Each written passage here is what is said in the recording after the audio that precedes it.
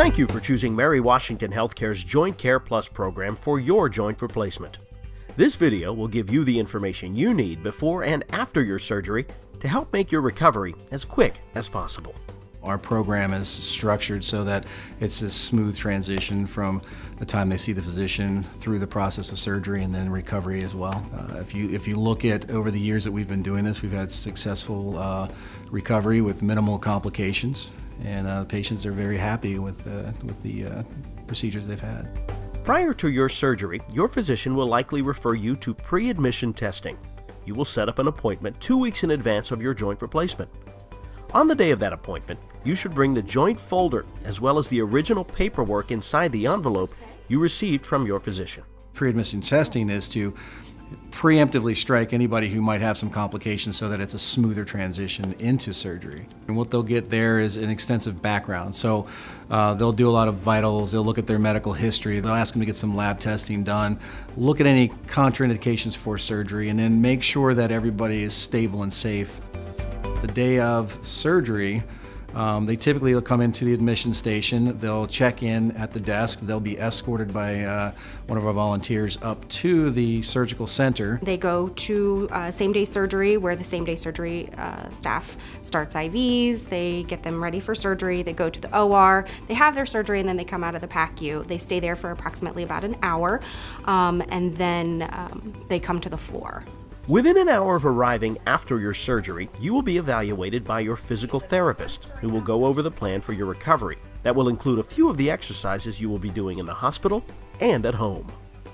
We work with ankle pumps, so moving their foot back and forth, trying to get their calf contraction, knee straighteners or quad sets, so they're tightening their thigh muscles up, and glute sets as well. So we're actually motivating movement through the joint and blood flow through the joint to help with healing. If you arrive on the floor prior to 4 p.m., you will get up and get moving.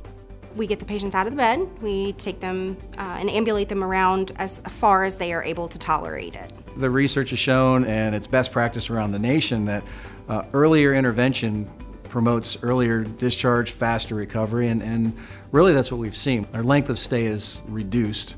We're about 1 to 2 days length of stay at this point. The day after surgery, with assistance if necessary, you will walk to physical therapy. It is important to remember to bring the proper clothing for exercise, sneakers of course, as well as 1 to 2 outfits. Shorts or sweatpants are recommended, but make sure there is no elastic around the ankles. Once in physical therapy, you will join a number of others just like you for group therapy. The therapist will work with the patient in that group therapy class. They do exercises that they should be doing at home. There's a great camaraderie. Everybody's doing the same thing. We're doing leg exercises. They do car simulators, stair training, bed training. They work with our PT and our OT teams to move forward with their functional outcomes to make sure we're optimal when we discharge them home. It's really important for the patients, once they do go home, to continue those exercises so that they have full range of motion, so that they can do everything that they want to do. My statement is this: you're going to do very little with us and a lot on your own. So if it's not for the homework, this isn't very successful. So we drill homework in on that day of the evaluation.